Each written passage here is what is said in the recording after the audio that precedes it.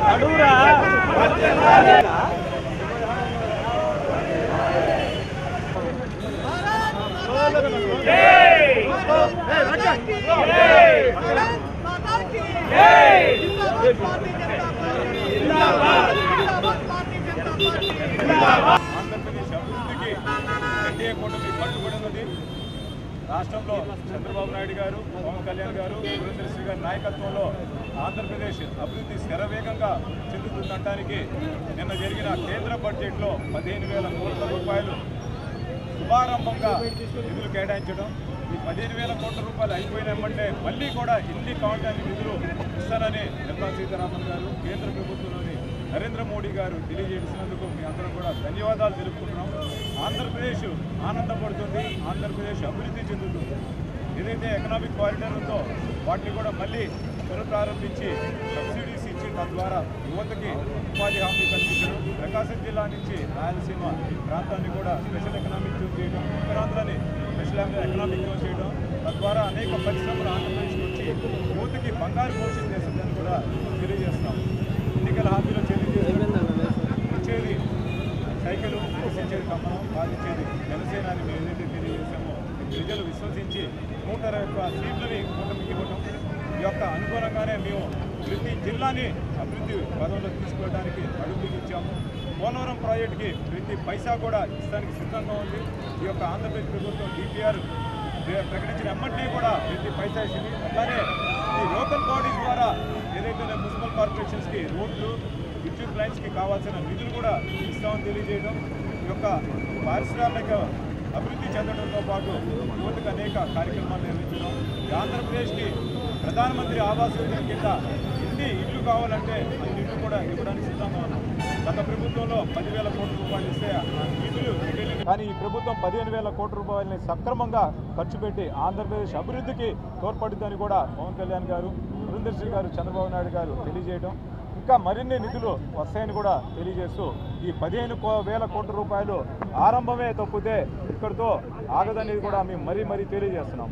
ప్రజలందరూ కూడా నరకాసుడు పాలన నుంచి విముక్తై ఎన్డీఏ కూటమి ద్వారా ప్రతి ఇంట్లో కూడా ఆనందదాయకంగా నిన్న 15,000 కోట్ల రూపాయలు నరేంద్ర మోడీ గారు అమరావతి రాజధానికి కేటాయించడం, మనకిగా నిధుల కొరత లేదని చెప్పేసి ఎన్డీఏ కూటమి ఏదైతే మన ఎన్డీఏ కూటమిలో ఉన్నటువంటి పవన్ కళ్యాణ్ గారు కానీ, చంద్రబాబు నాయుడు గారు కానీ, నరేంద్ర మోడీ గారు కానీ అభివృద్ధి చేయడానికి ఆంధ్రప్రదేశ్కి కంకణం కట్టుకున్నారు.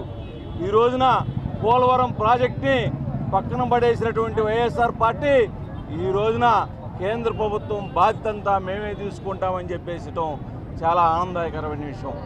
అలానే అభివృద్ధికి సంక్షేమానికి మారిపోయినటువంటి తెలుగుదేశం పార్టీ దానికి ఈరోజు నరేంద్ర మోడీ గారు పవన్ కళ్యాణ్ లాంటి వారు తోడై రావటం అనేది ఇలా ప్రజలందరూ కూడా సుశ్యామలంగా ఆంధ్రప్రదేశ్ అన్నపూర్ణలాగా మళ్ళీ వెలుగొందుతుందని చెప్పేసి ప్రతి ఒక్కరు కూడా భావిస్తూ ఈరోజు నరేంద్ర మోడీ గారు కేంద్రం వచ్చినటువంటి ఈ నిధుల ద్వారా ప్రజలందరూ కూడా చాలా ఆనందదాయకంగా ఉన్నారు.